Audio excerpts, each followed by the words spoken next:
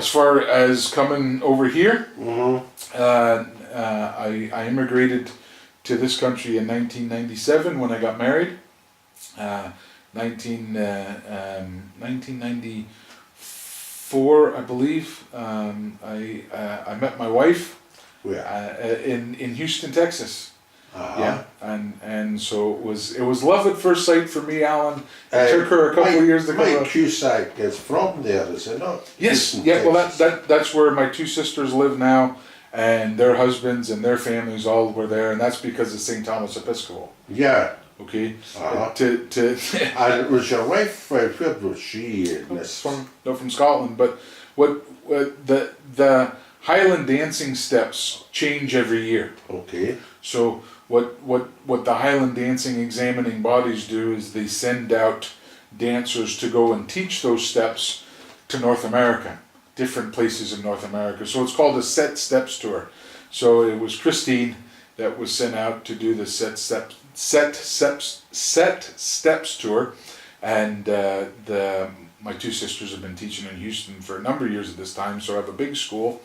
And so your there was always were also into the Highland dancing, and Christine come across to show them the latest steps. That's it. Yeah, my and that was '94. When Christine came over, my two sisters, Diane wanted to learn the pipes, but my dad wouldn't teach her, and so they danced. So and then they taught dancing. And the reason why I guess I'm very, very comfortable with piping for dancing, sorry to go back and forth, is that both of my sisters taught dancing in Dunedin, Florida. So when I got to the pipes, when I got to the pipes and I was able to play the pipes, my dad wanted me playing the pipes as much as possible. He was not a fan of the practice trainer. Right. So during classes, he would encourage me to pipe for dancing in my two sisters' dance classes that they were teaching dancing at this time. So what age would you be? I would be 12. I would be 13. Jeez. Oh yeah. All right. So you're brought up in this mode of playing for Highland dancers. Exactly. That must have been fantastic for you personally to obtain the timing of strathspeys and the expression of strathspeys, which probably is the most difficult type of tune for solo pipers, if you like, because they don't know how fast or how slow or how the upbeat or the downbeat or whatever. But you're just getting all this naturally because you're seeing dancing. Exactly. And the difficult part about strathspeys is getting that Scotch snap. And when you're forced to produce that at a young age, you really never think about it other than the fact of no son, it's got to be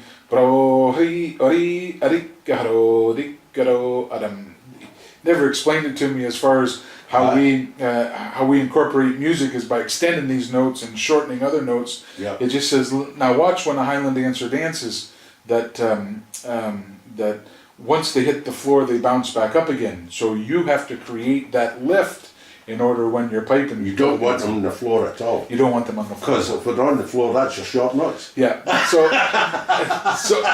So I was piping for dancing at a very, very early age, and my dad loved it because of the fact that I was playing pipes. Right. So I wasn't out throwing rocks at windows and getting into trouble and all that kind of thing. You must have built up quite a compendium of tunes, for Highland dancers. I did. All the different tunes, and that's almost an unknown art now amongst pipers. There's very few pipers can do that. Yeah. And if they can do it, they've got a very limited amount of tunes that they can do it with. Yeah, so piping for dancing.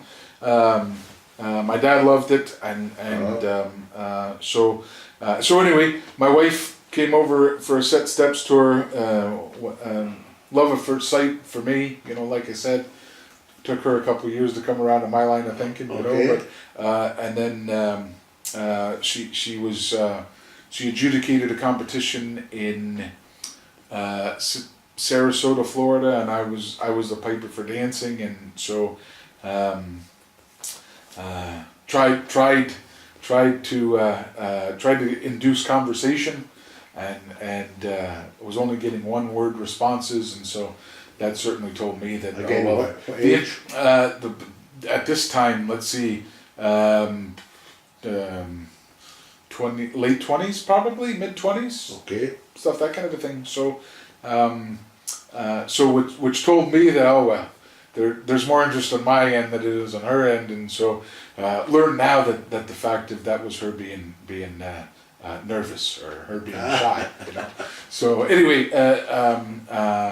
she adjudicated the U.S. championships in 1996 in July the 20th, and so she wasn't seeing anybody over here or anything like that.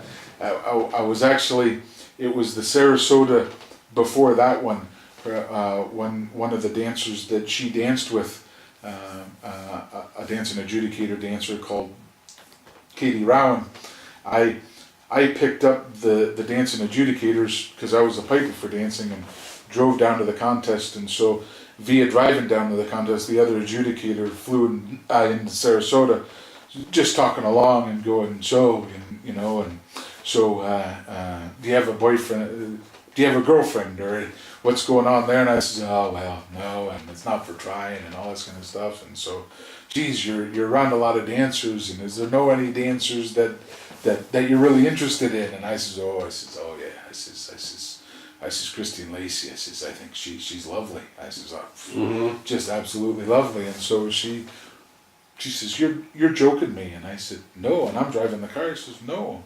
I says, why? She says, Christine was a bridesmaid at my wedding.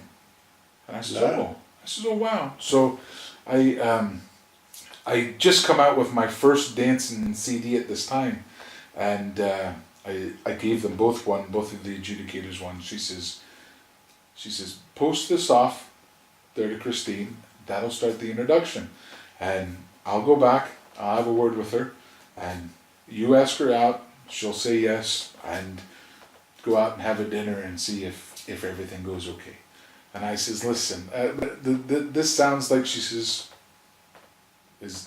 are you wanting to get to know Christine better? And I says, yeah. She says, well, this is how you do it. So anyway, I got back. It's quite funny. I got back from Sarasota to Houston, where I was living at just at the time, and so I had Christine's address. Bert Barr, who was the drumming instructor, was at the table. So he says, oh, is this you posting off one of your CDs? Have you sold one, you know? And I says, well, I says, no. I says, it's really this dancing adjudicator that I really fancy, and so I'm going to send it off to her, and hopefully she'll use it in the dance class, and so this and that kind of a thing. And when I go over, I'd like to ask her out, and so he says, all right, where does she live at? And so it was Ballach. Now at this time, the postcodes weren't as prevalent as what they are now. So it was 16 Red Fox Ballach. And he goes, well, you better have more than that on it. And I said, why? And he says, well, there's 4 Ballachs in Scotland. And I says, oh, come on, you're joking. He says, no. He says, there's one near Condorit. Yeah. There's one up near Inverness. There's one in Loch Lomond, and then there's another one that's down toward the Borders area, I believe. I'm not sure. I've been to the other 3. I've been to the one near Condorit. I've been in the one nearest Inverness, and of course this one. So I was like going, oh Jesus.